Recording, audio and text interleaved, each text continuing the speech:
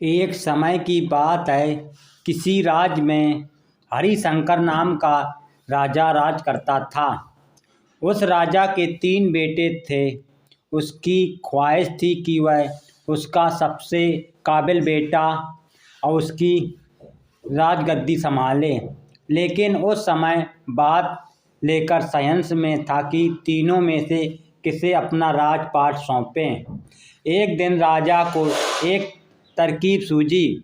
उसने उसी समय अपने तीनों बेटों को बुलाया और कहा, बेटे, आज मैं तुम सब से एक सवाल पूछता हूँ। अगर तुम लोगों के सामने एक गुनहगार खड़ा हो तो तुम उसके साथ क्या करोगे? इस पर राजा के पहले बेटे ने कहा, उस अपराधी को सजाए मौत दी जानी चाहिए। वह दूसरे बेटे ने कहा, गुनहगार को काल कोठरी में बांध देना चाहिए। जबकि तीसरे बेटे ने कहा, पिताजी, हमें उस सजा देने से पहले इस बात की जांच करनी चाहिए कि उसने सही में अपराध किया है या नहीं। इस पर राजा के तीसरे बेटे ने सभी को एक कहानी सुनाई। एक राजा था जिसके पास एक बुद्धिमान तोता था। एक बार उस तोता ने महाराज से कहा, मुझे अपने माता और पिता के पास जाना है। राजा ने उसकी बात नहीं मानी, लेकिन तोता ने हार नहीं मानी। वह लगातार महाराज से जिद करने लगा कि मुझे माता पिता के पास जाना है। अंत में राजा ने तोता की बात मान ली और कहा, ठीक है, तुम अपने माता पिता से मिलकर आओ, लेकिन वहाँ ज़्यादा दिन नहीं रुकना। राजा ने तोता को केवल 5 दिन की अनुमति दी और कहा, तुम 5 दिन में अपने परिवार वालों से मिलकर लौट आना। इसके बाद तोता 5 दिन के लिए अपने माता पिता के पास चला गया। छठे दिन जब वह राजा के पास लौट रहा था तो उसने सोचा कि क्यों न वह महाराज के लिए कुछ उपहार ले जाएं। फिर वह पर्वत की ओर निकल पड़ा। दरअसल वह महाराज के लिए अमृत फल लेना चाहता था। वहां पहुंचते पहुंचते रात हो गई। तोता ने पर्वत पर पहुंचकर फल तो ले लिया, लेकिन रात हो जाने के कारण वह आगे नहीं बढ़ा और वहीं रुक गया। उस रात जब तोता सो रहा था, तभी एक सांप वहां आया और उसने राजा के लिए गए अमृत फल को खाने लगा। सांप ने फल को खाया, इस कारण उस फल में जहर फैल गया। हालांकि तोते को इस बात की भनक तक नहीं थी। अगली सुबह जब वह जगा तो फल लेकर महल की ओर चल पड़ा। जब वह महल पहुंचा तो खुशी खुशी सीधे राजा के पास गया और कहा, महाराज, मैं आपके लिए यह अमृत फल लेकर आया हूँ। आप इसे खाएंगे तो सदा के लिए अमर हो जाएंगे। यह सुनकर राजा काफ़ी प्रसन्न हुए। उन्होंने तुरंत उस अमृत फल को खाने के लिए मांगा। इस पर एक मंत्री ने कहा, जरूर रुकिए महाराज, आप इस फल को बिना जांच किए कैसे खा सकते हैं?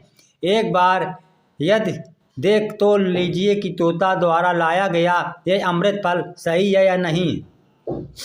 राजा उस मंत्री की बात से सहमत हुआ और कहा कि तुरंत इस फल को एक कुत्ते को खिलाया जाए। राजा को आदेश पाकर सैनिक ने फल एक टुकड़ा कुत्ते को खिलाया। फल खाते ही मौत हो गई। यह देख राजा गुस्से से आग बबूला हो गया। उसने क्रोध में आकर तलवार से तोते का सिर काट दिया, साथ ही फल को फेंकवा दिया।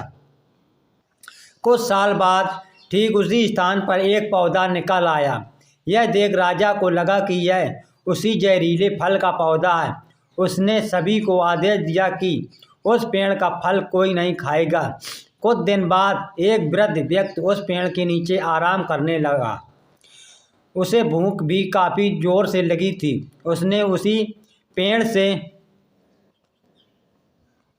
फल तोड़ा और खाने लगा। फल खाने के बाद वह बूढ़ा व्यक्ति एकदम से जवान हो गया। राज ने जब यह देखा तो वह आश्चर्यचकित रह गया। उसे समझ आ गया कि वह फल जहरीला नहीं था। उससे अब बहुत बड़ी गलती हो गई। उसने बिना सच्चाई जाने तोते को मार दिया। इसे लेकर उसे काफ़ी पछतावा भी हुआ।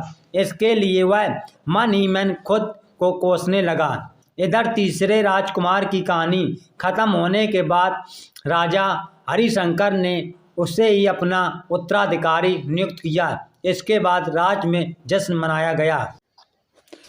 राजा का लड़का राजा को समझाने के लिए एक और कहानी सुनाता है। एक बार की बात है कि एक गांव में एक तोता एक पिंजरे में कैद होता है। उसको उसके मालिक ने पिंजरे में रखा हुआ होता है। वह उस पिंजरे से निकलना चाहता है, लेकिन बिना किसी सहारे के वह ऐसा नहीं कर सकता। एक दिन एक मैना उड़ते हुए उस गांव में पहुंचती है। वह तोते के पास जाती है और तोते से पूछती है कि तुम इस पिंजरे में कैसे कैद हुए। तब तोता बताता है कि मैं पहले एक जंगल में रहता था, जहाँ पर बहुत से शिकारी आते थे। एक दिन एक शिकारी ने मुझे और मेरे कुछ दोस्तों को कैद करके शहर में बेच दिया, जिसके बाद इस घर के मालिक ने मुझे खरीद कर पिंजरे में रख दिया। मैं अब इस पिंजरे में नहीं रहना चाहता हूँ। मैं भी तुम्हारी तरह आज़ाद घूमना चाहता हूँ। इसमें क्या तुम मेरी मदद करोगी? मैना ने तोते को कहा कि बिल्कुल, मैं इस पिंजरे से निकलने में तुम्हारी अवश्य मदद करूँगी। मैना की सहमत से तोता पिंजरे से आज़ाद हो गया। इसके बाद मैना तोते को लेकर एक जंगल में गई, जहाँ पर मैना एक पेड़ में घोंसले पर रहती थी। तोते ने मैना का घोंसला देखकर कहा कि तुम्हारा घोंसला तो बहुत सुंदर है और इस पेड़ में कितने मीठे मीठे फल लगते हैं। मैना ने कहा कि तुम्हारी भी घोंसला बनाने में मदद करूंगी। तुम तब तक मेरी घोंसले में रह सकते हो। मैना की मदद से तोते ने कुछ दिनों में एक सुंदर सा घोंसला तैयार कर लिया। इसके बाद तोते ने कहा कि तुमने मेरी 2 बार मदद की है। एक बार मुझे पिंजरे से आज़ाद कराकर, अब घोंसला बनाकर। मैं तुम्हारा एहसान कभी नहीं भूलूंगा। इस पर मैना ने कहा कि जब भी मुझे मदद की ज़रूरत पड़े तो तुम भी मेरी सहायता करना। इसके बाद तोता मैना की दोस्ती बढ़ती गई। जब भी ज़रूरत पड़ती तो तोता मैना एक दूसरे के काम आते और एक दूसरे की सहायता करते थे। यह बात पूरे जंगल में सभी जानवरों को पता लग गई, जिससे सभी उन दोनों की दोस्ती की दाद देते थे। एक दिन जंगल में भयंकर आग लग गई, जिसके कारण सभी जानवर तो वहां से जल्दी से भाग गए, लेकिन पक्षी धुएं के कारण उस जंगल से निकलने में असमर्थ थे। इसलिए तोता मैना ने मिलकर पक्षियों की सहायता करने की सोची। वह दोनों एक डंडे की सहायता से अन्य पक्षियों को जंगल से निकालकर एक तालाब में ले जाने लगे। उन्होंने सभी पक्षियों को तालाब तक पहुंचाया, लेकिन बाद में तोता मैना खुद उस जंगल की आग में फंस गए। जंगल में आग काफ़ी बढ़ चुकी थी, जिसके कारण पूरे जंगल में धुआं हो चुका था, जिससे तोता मैना को कुछ भी नज़र नहीं आ रहा था। मैना ने तोते को आवाज़ दी कि मुझे कुछ भी दिखाई नहीं दे रहा है और मुझे सांस लेने में भी दिक्कत आ रही है। तभी तोते ने भी कहा कि मुझे भी कुछ नहीं दिखाई दे रहा है। जिसके बाद पहले मैना जंगल की आग में समा गई और अपने प्राण त्याग दिए। तोता मैना को आवाज़ देता रहा। उसे नहीं पता था कि मैना जिंदा भी है। यह नहीं, तोता भी इधर उधर बिना कुछ दिखे उड़ता रहा और आग की चपेट में आ गया। कुछ समय बाद भी तोता मैना तालाब में नहीं पहुँचे, तो अन्य पक्षियों को समझ में आ गया कि तोता मैना हमारी मदद करते करते उस आग की भेंट चढ़ गए, जिससे सभी पक्षियों और जानवरों ने उनकी मौत का शोक मनाया।